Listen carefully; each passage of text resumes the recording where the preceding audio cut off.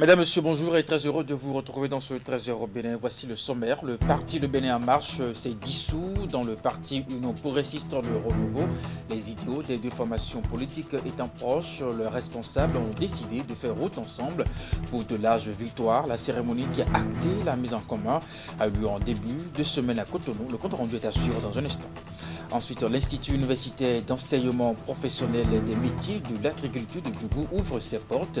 Et pour sélectionner les étudiants de la première promotion de ce centre universitaire, il est organisé un concours au profit des bacheliers et des titulaires du DEAT.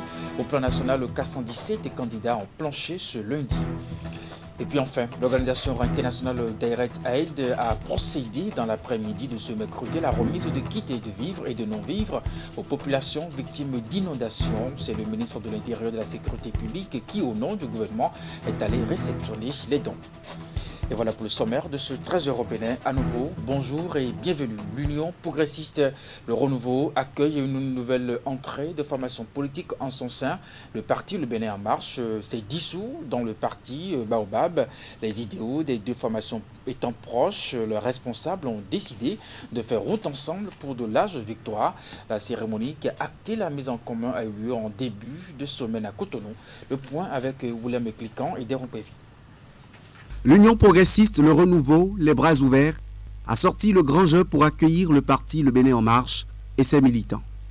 Des jeunes, décidés à poursuivre la marche du développement aux côtés d'autres jeunes tout aussi engagés et mus par les valeurs du progrès. Un congrès extraordinaire du parti porté sur les fonds baptismaux le 2 décembre 2020 s'est tenu avec les acteurs à la base pour acter la décision de mise en commun. Au terme des échanges, il a été décidé ce qui suit. Résolution 1. Les organes et instances du parti sont dissous. Résolution 2. Le parti décide de se fusionner avec le parti Union Progressiste Le Renouveau. Résolution 3.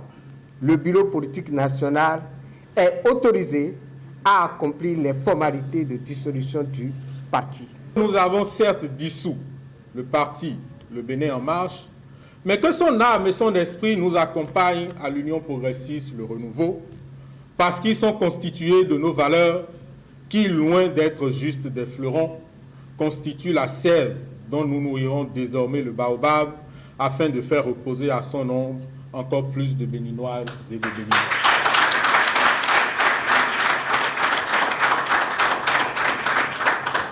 Parce qu'avec vous, désormais, nous voudrions privilégier le mieux vivre ensemble. Les convictions étant les mêmes, les responsables de l'Union progressiste Le Renouveau ont salué la démarche. Ils promettent un avenir porteur d'espoir au prix du travail. Aussi belles que soient vos ambitions, que soient vos perspectives, elles ne peuvent pas être réalisées dans un cadre retiré, dans une forme de reclusion. La solitude est la contradiction du progrès, c'est le contraire du progrès. La solidarité est dans une sorte de synonymie avec le progrès. Soyez donc les bienvenus, chers camarades. Il nous faut déjà nous remettre en marche à la conquête de chaque citoyen, de chaque électeur potentiel. Nous organiser, et nous avons confiance en vous. Mettre en commun nos intelligences. Et la route s'annonce déjà belle pour le Bénin en Marche et l'Union progressiste Le Renouveau. Elle est entamée déjà avec ardeur au travail pour le compte des échéances électorales imminentes, les législatives de 2023. Et puis à quelques mois des joutes électorales en janvier 2023, l'heure est à la mobilisation des troupes dans les différentes formations politiques. À cet effet, les leaders du parti, l'Union progressiste Le Renouveau, sont sur le terrain à Savalou. Une tournée de remobilisation a été entamée par un groupe d'acteurs politiques progressistes. L'équipe est conduite par Gabin à l'Oignon. Les initiateurs de la randonnée étaient ce week-end à Legozoré où ils ont sillonné plusieurs villages pour expliquer aux populations la vision du parti et les raisons pour travailler à son enracinement dans la zone. Imet Elena Moussou et Georges Vaudounon pour le compte rendu. L'activité s'est déroulée dans plusieurs villages de l'arrondissement de Logozoré. Elle sonne la remobilisation des militants progressistes dans la zone en prélude aux législatives de janvier 2023.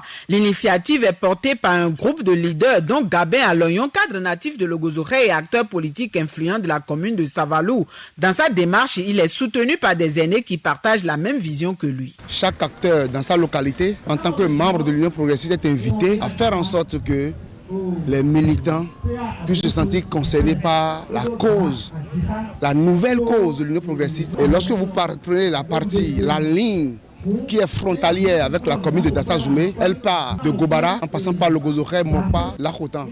Et faire frontière de l'autre côté aussi avec la commune de Glazoué et dans une certaine mesure avec la commune de Bonte. Nous avons décidé sur cette ligne-là de faire ceinture. Plus rien ne doit encore avoir de la place ici si ce n'est pas l'Union progressiste, le renouveau. Chaque étape est une occasion pour la délégation d'échanger avec l'assistance sur la vie du parti, les réformes en cours pour enfin définir les stratégies afin de maintenir la vague jaune active. Plus que jamais requinquée, les militants promettent jouer davantage leur partition pour l'enracinement de l'Union progressiste, le renouveau, dans la 9e circonscription électorale, notamment à Savalou. À l'occasion, de nouveaux adhérents ont été enregistrés. Personne ne peut aller contre le gouvernement et pouvoir aller de l'avant. Je suis mouvancier. J'étais BR. Aujourd'hui, je déclare solennellement UPR. Ce n'est qu'un aboutissement d'un travail d'ensemble sur la commune. Je ne dirai plus ce que vous avez déjà vu dans tout l'ouest, qui nous a permis d'obtenir, il y a plus d'1 an, le ralliement de l'ensemble des élus, jadis FCBE. Ce sera l'apothéose au centre de la commune. On a eu des réunions avec ces derniers pour situer le contexte, structurer les organisations du parti qui sont ici. Et aujourd'hui, on est là simplement pour montrer à la population de Logozoré que désormais, ces gens-là, ces militants, ces camarades, ces parents à eux, sont désormais à l'Union progressiste.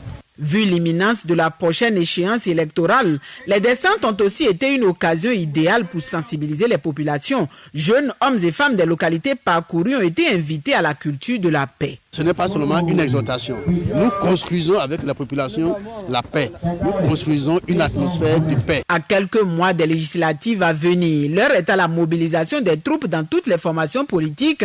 Dans le camp de l'Union progressiste, le renouveau, les leaders travaillent d'arrache-pied à maintenir la veille. Ils entendent aller de plus en plus vers les populations, partager suffisamment avec elles la vision du parti afin de susciter une plus grande adhésion à la cause du parti du Baobab. La ministre de la fonction publique a tenu une séance d'échange et de partage avec son homologue chargé de l'enseignement secondaire technique de la formation professionnelle, assisté de leurs collaborateurs. Les deux autorités ministérielles ont longuement discuté des problèmes qui entravent le bon fonctionnement de la gestion de la carrière des agents de l'État et l'exploitation du système intégré de gestion des ressources humaines de l'État. Également, les échanges se sont déroulés dans l'après-midi de ce mardi. Ingrid Eder, Henri Ganti nous font le point. C'est dans cette salle de conférence du ministère des enseignements secondaires, techniques et de la formation professionnelle que se discute la question de la gestion de la carrière des agents de l'État, soucieux également des difficultés liées à l'exploitation du système intégré de gestion des ressources humaines de l'État mis en place par son département. La ministre de la fonction publique, dans la droite ligne des réformes du gouvernement, a tenu une séance d'échange et de partage avec son homologue chargé de l'enseignement secondaire. Il s'agit en réalité d'une tournée entreprise par Adidjatou Matisse dans les ministères à gros effectifs de travail de l'État et dont la finalité est d'assurer la modernisation des outils de gestion simplifiés des ressources humaines. J'ai eu des retours comme quoi aujourd'hui il y a quelques petits problèmes qui inhibent, disons, la parution régulière des actes de carrière des agents de l'État. Or, l'un des objectifs de la réforme, c'est de permettre aux agents de l'État de rester sur place et de travailler, que d'avoir à être à la recherche de leurs actes de carrière ou la connaissance du niveau d'évolution de leurs actes de carrière. En cela, ils ont donc décidé d'aller dans les ministères, comme je l'ai dit, à gros effectifs, pour manquer des difficultés rencontrées et surtout pour connaître également le niveau, disons, de parution des actes au jour d'aujourd'hui. Après la première partie des échanges, les deux autorités ministérielles sont allées visiter les locaux de la plateforme du système intégré de gestion des ressources humaines. À cette étape des échanges sont soulignées les difficultés qui entravent le bon fonctionnement de la plateforme. Il s'agit notamment des problèmes liés à l'insuffisance de matériel de qualité, à la défaillance de la connexion Internet, à l'instabilité énergétique, à l'absence d'infrastructures d'archivage des dossiers et à l'insuffisance de personnel qualifié. Pour ce qui est des archives, nos équipes vont travailler là-dessus. Et je vais suggérer d'ailleurs que vos collaborateurs avec les miens puissent aller sur les sites de Akasato et de Porto Novo pour voir dans quel état les archives sont. Ensuite, ils pourront nous faire des recommandations. Nous avons à faire encore en termes d'amélioration des conditions de travail, et notamment les ordinateurs qu'il faut mettre à disposition. Ils en souffrent. Les chefs services archivage des 10 ministères vont désormais travailler de commun accord pour pallier les problèmes qui minent la modernisation de la gestion des ressources humaines de l'État, ont laissé entendre les deux autorités ministérielles. Je vous l'annonçais en titre, l'Institut universitaire d'enseignement professionnel des métiers de l'agriculture de Djougou ouvre ses portes pour sélectionner les étudiants de la première promotion de ce centre universitaire. Il est organisé un concours au profit des bacheliers et des titulaires du DEAT au plan national. 417 candidats ont planché ce lundi des centres de composition retenus sur l'ensemble du territoire national. C'est celui de Djougou qui a abrité le lancement officiel de la phase écrite de ce concours. Alassane Harouna, Abdou Sabi Dressou pour le compte rendu. À l'Institut universitaire d'enseignement professionnel des métiers de l'agriculture de Djougou, les acteurs impliqués dans l'organisation du concours d'entrée dans ce centre universitaire, prêts à donner le top de la phase écrite. Mais avant le démarrage de la première épreuve, ils ont tout d'abord sillonné les différentes salles de composition pour doper le moral des candidats. Ne soyez pas inquiets, vous allez donner du meilleur de vous-même. C'est un concours, tout le monde ne sera pas pris, ça c'est vrai, mais donnez du meilleur de vous-même. Aujourd'hui, on ne peut que vous souhaiter bonne chance. Madame la directrice l'a dit, concentrez-vous, les épreuves sont à votre portée et que les meilleurs à la fin puissent l'emporter et vivement que l'Institut redémarre. C'est à 8 heures très précises que la première épreuve a démarré. 417, c'est le nombre de candidats au plan national à l'assaut de ce test d'entrée à l'Institut universitaire de Djougou. Les statistiques par centre. À Cotonou, ils sont 134. À Bomé, 56. À Parakou, 74. À Djougou, 153. Les candidats qui parviendront à tirer leur épingle du jeu suivront la formation dans les domaines de l'exploitation agricole, les prestations mécanisées, la maintenance du matériel agricole et autres. On a l'ambition donc de former à la fois les agripreneurs qui sont plutôt du côté de l'agriculture, la production agricole, mais aussi ceux qui sont du côté de l'élevage, et en particulier de l'élevage bovin. Parce qu'on sait qu'il y a un grand défi qui attend les éleveurs de notre pays et on souhaite accompagner leurs enfants. Vous avez vu l'engouement qu'il y a pour ce concours-là au niveau national. Et tout ça, on va dire, c'est le centre universitaire de Djougou. Ensuite, vous savez ce que l'université fait pour le développement d'une localité. Les gens viennent, il y a un brassage, les gens sont ici, il y a des activités qui se développent, il y a des enseignants qui viennent, qui vivent, qui donnent le savoir, il y a des étudiants qui quittent pour venir ici, pour découvrir Djougou, et ensuite l'activité économique, c'est tout le monde qui gagne. Au-delà du domaine qui abrite ce centre, l'Institut dispose également d'une ferme d'application dont le site est conservé par le roi de Sérou, occasion pour le maire de lui témoigner sa gratitude. Sentiment de joie et de remerciement à Sa Majesté, le roi de Sérou, qui, malgré le fait que le centre soit parti, lorsque l'État béninois a voulu revenir avec le centre, il y avait quelques velléités pour occuper le domaine, Mais le roi a tapé du poing sur la table et a dit non, il a donné ce centre pour l'université, que l'université aille occuper le centre. Le concours se déroule en 2 phases. La phase écrite en cours et celle d'entretien que subiront uniquement les candidats admissibles à la phase écrite. Et ce concours, à l'issue duquel une centaine d'étudiants sera sélectionnés, marque donc l'ouverture de cet institut universitaire. Cette ouverture qui va consacrer bien entendu le démarrage effectif de la formation pour booster le secteur entrepreneurial et salué à juste titre par quelques autorités présentes au moment du lancement des épreuves écrites. On les écoute. C'est heureux de voir cet événement que toute la population de Djougou, de la Donga, attendait depuis fort longtemps. Ça a été pour nous une douleur de voir le centre universitaire fermé, mais comme on le dit, à quelque chose, malheur est bon. Je pense que cet institut correspond aux besoins de l'emploi maintenant. Et notre grand souhait, c'est que ces enfants qui seront inscrits ici, qui vont être retenus à l'issue du concours, puissent donner le meilleur d'eux-mêmes et devenir de véritables entrepreneurs agricoles. Nous disons merci au président Talon qui a pensé à cet institut. Nous disons merci aussi aux différents leaders de la commune de Djougou qui ont travaillé pour que nous ayons ce résultat.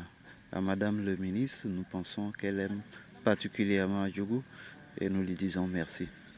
Je voudrais finir en disant que nous souhaitons que d'autres métiers s'ouvrent ici, tels que le bâtiment, l'électricité. C'est des métiers qui embauchent beaucoup de jeunes. Je dis sincèrement merci au gouvernement qui a vu juste de relancer les activités du centre universitaire de Djougou. Ensuite, vous dire que nous avons beaucoup attendu la reprise des activités au niveau de ce centre. Le lancement ce matin des épreuves qui vont permettre de sélectionner les apprenants ici nous rassure, vient rassurer tous ceux qui étaient en train de douter de la reprise des activités au niveau du centre universitaire de Djougou.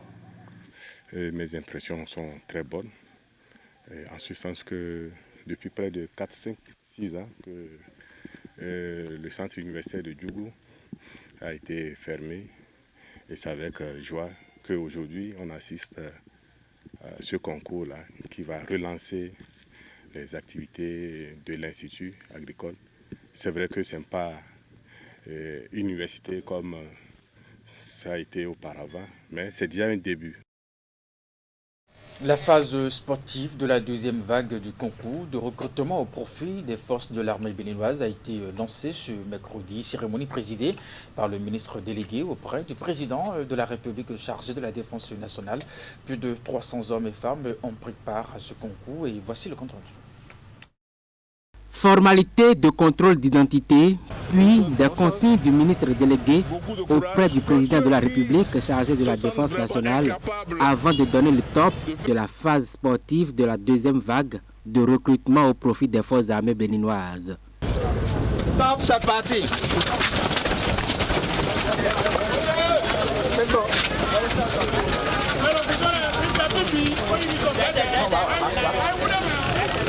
306 au total, dont 28 filles. Ces candidats ont 27 minutes au maximum pour courir sur une distance de 6 km pour les hommes et 4 pour les femmes. Une épreuve d'endurance qui n'est pas du tout simple. Plusieurs raisons justifient la satisfaction du ministre en charge de la Défense nationale. Le résultat n'est pas mal au niveau des femmes, mais médiocre au niveau des hommes quand même. Je me félicite que sur tous les territoires, dans les 12 départements, qu'on a fini, que tout s'est bien passé. Il n'y a pas eu d'incidents graves, déplorables comme les cas antérieurs où nous déplorons même des psychoses, des décès. Et voici le premier du côté des hommes et la première chez les femmes. À l'arrivée donc, 89 garçons et 18 filles ont été retenus pour cette première étape du processus de recrutement. 117 candidats, dont 18 filles, qui franchissent cette étape, prendront part aux épreuves écrites et les admis parmi eux seront soumis à la visite médicale avant l'entame de la formation qui va démarrer le 15 novembre prochain. Il y a qu'un seul sentiment qui m'anime, le sentiment de joie, mais on dit souvent que quand le travail n'est pas encore terminé, rien n'est encore fait. Donc ça reste encore la phase écrite qui est primordiale pour moi.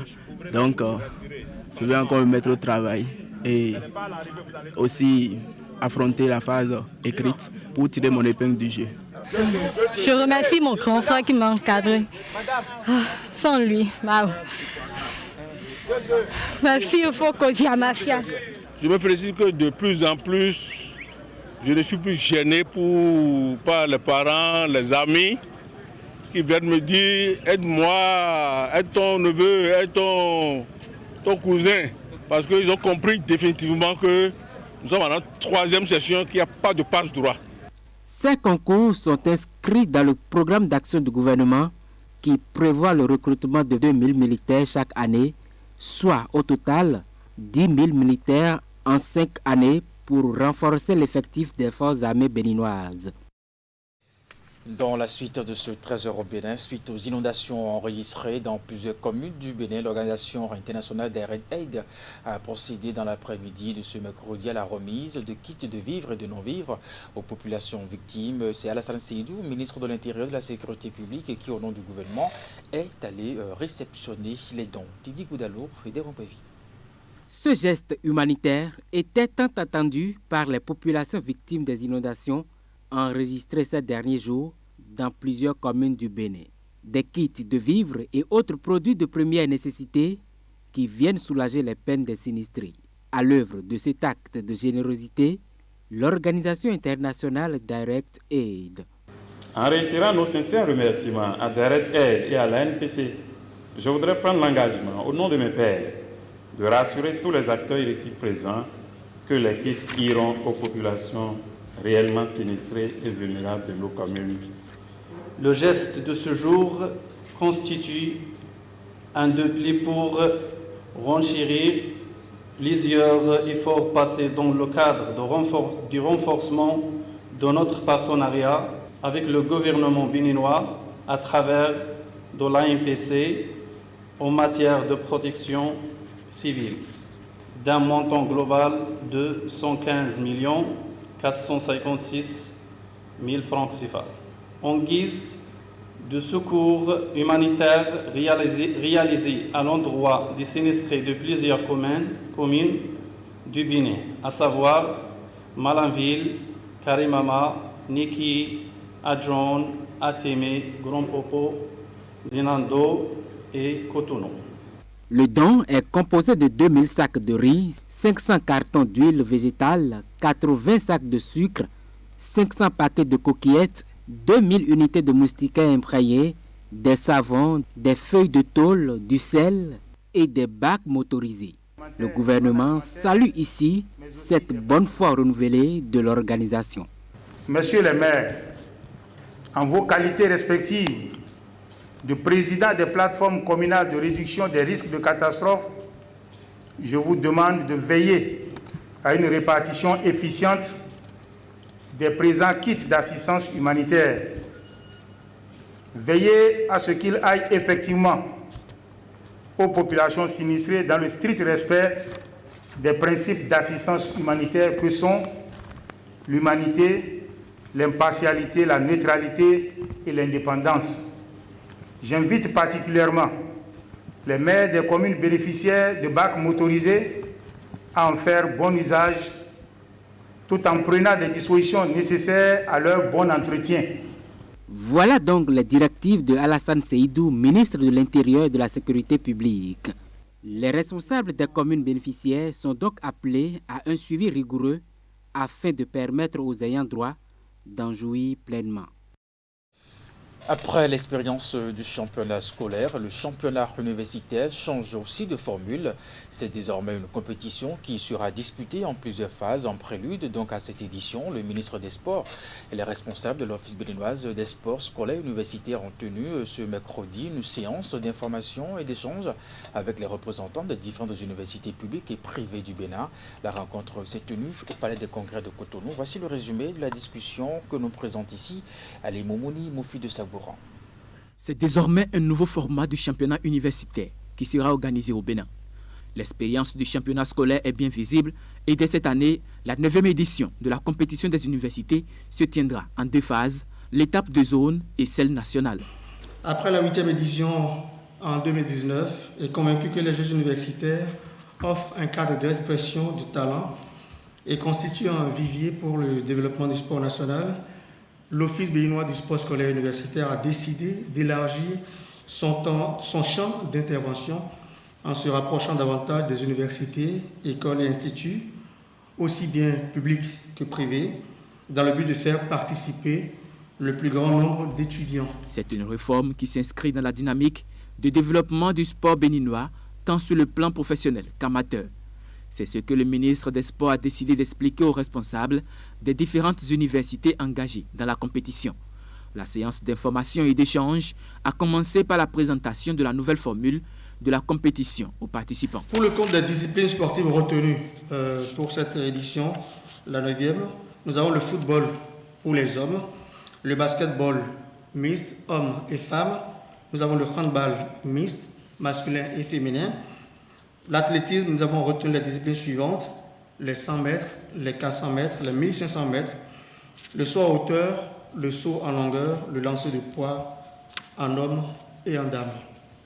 Sous la gestion des comités d'organisation de zones, nous avons donc scindé le pays en 5 zones, comme je l'ai dit. 55 équipes sont attendues au niveau du football dans les différentes zones, 42 au niveau du basketball, 18 au handball et 205 athlètes, pour un total de 767 participants. La compétition est exclusivement ouverte aux étudiants. Les joueurs engagés dans les championnats professionnels et ou amateurs ne seront pas permis. Donc l'idée pour nous est de dire, si on a d'une part ceux qui animent les différents championnats qui sont dans le pays, et il n'est pas interdit à un étudiant d'être professionnel dans un club d'une discipline ou d'une autre, on prendra les autres qui n'ont pas réussi à être professionnels et on va les engager dans un championnat qui leur permet eux aussi d'exprimer leur talent et qui permet aux équipes de venir faire ce qu'on appelle les sélections ou les drafts, qui consistent donc à piquer les meilleurs talents et éventuellement à leur signer des contrats professionnels. Nous souhaitons pouvoir démarrer au mois de novembre comme indiqué dans la présentation. Et la date que nous avons choisie, c'est le deuxième week-end du mois de novembre. La phase de zone devra durer à peu près 2 semaines et nous conduira donc au bout de la deuxième quinzaine du mois de novembre qui donc sera fin novembre. Puis nous allons observer une pause pour permettre aux équipes qualifiées de se préparer et dans le mois de décembre, autour du 10, nous allons enclencher la phase nationale et la terminer au bout, je crois, d'une semaine de compétition. Les participants ont eu l'occasion de poser leurs préoccupations auxquelles des réponses sont apportées. Le nouveau chantier du sport universitaire est lancé et le ministre entend pérenniser la réforme. La route Kota-Kondé végète dans un état défectueux et piteux ces derniers temps et pour cause, les pluies torrentielles qui s'abattent sur le septentrion ont complètement défiguré une situation qui crée d'énormes désagréments de jour comme de nuit aux motocyclistes et conducteurs de véhicules. L'état de cette infrastructure va bientôt changer de visage. C'est la bonne nouvelle grâce à l'implication du chef de l'État qui a donné des instructions fermes pour la réhabilitation et le bitumage de cette route. Reportage. Voici l'état dans lequel se trouve l'axe routier Kota-Kondé. Distante de 50 km, cette bretelle se trouve dans un état de dégradation très avancé en raison des pluies diluviennes qui s'abattent sur la partie septentrionale. Une situation qui plonge les usagers dans un désarroi total. La voie de Kondé-Kota est vraiment gâtée, surtout au temps de la pluie. nous ne pouvons pas passer. C'est tellement grave pour passer ces problèmes. La voie de Kouandé, vraiment, on ne sait pas comment dire. Partout, il y a les cailloux, il y a les endroits vraiment, l'eau a tout ramassé. Les véhicules font juste à 3 jours, 4 jours. Les endroits où les cailloux empêchent les véhicules de passer. Les ponts sont vraiment détruits. On ne sait pas, c'est sympa à nous sauver, je ne sais pas comment dire. Depuis l'avènement de la saison pluvieuse, rallier l'une ou l'autre des localités traversées par cette route relève d'un parcours de combattants. Motocyclistes, tout comme conducteurs des véhicules, doivent surmonter nids de poules et des flaques d'eau qui jonchent cet axe routier. Nous avons assisté plusieurs fois à des accidents sur cette voie. Juste derrière moi, hier, il y a un camion qui n'a pas pu traverser cet endroit et qui a fait un tonneau là. Voilà. Chaque fois, même devant encore ici, tout juste après le pont de Kotopunga, moi-même j'ai chuté, voilà ma moto qui est la preuve même. Donc plusieurs fois, quand il y a la pluie, il y a toujours des accidents, parce qu'on n'arrive pas à rouler. L'état de dégradation dans lequel se trouve l'infrastructure routière plonge Kouandé et ses environs dans un isolement total. Difficile, voire impossible, d'effectuer des évacuations sanitaires de Kouandé ou d'acheminer les produits vivriers vers les marchés d'écoulement, ceci aux grandes dames des commerçants. On est ici il y a 3 jours. On a même déchargé le camion que vous voyez. Mais RAS, ça n'a pas pu résister. On est là. Maintenant, on attend. Au cas où quelqu'un va venir nous secouer, là, il va nous tirer. On est là, on ne peut rien. On a tout fait.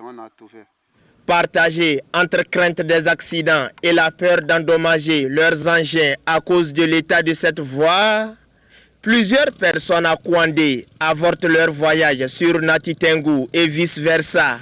Une situation qui plombe les activités commerciales dans la région. Préoccupé par la situation, l'honorable Abdoulaye Gounou ne cesse d'implorer l'indulgence de l'État central qui a déjà inscrit la construction de cette bretelle au rang de ses priorités à passer à la vitesse supérieure. Kouandé, à l'heure où je vous parle, est isolé du reste du monde. Du côté de Kérou, en passant par Guimaro, Kankou a coupé.